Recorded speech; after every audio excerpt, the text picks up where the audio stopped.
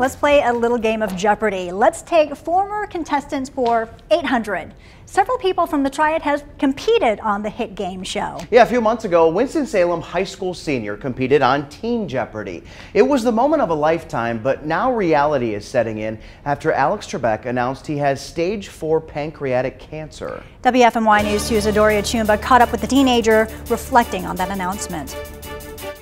Former Teen Jeopardy contestant Rohan Kapileshwari took a break from a science debate contest in Charlotte to share his thoughts about the news from Alex Trebek.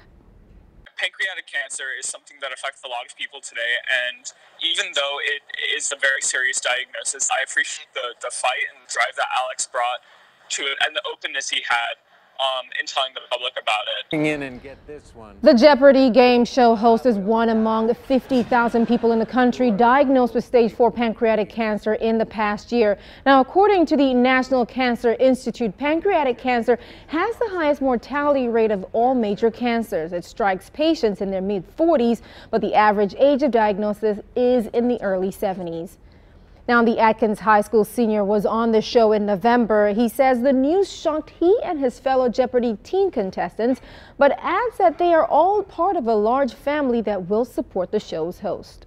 There is a very strong community of fans of Jeopardy and fans of Alex Trebek who are behind him. He brought some openness and positivity with his message. So just keep Alex Trebek in your thoughts. Now, I spoke to a pancreatic cancer expert, and he says new drugs make it a bit easier now to treat the disease with surgery or chemotherapy, and that people have been known to survive.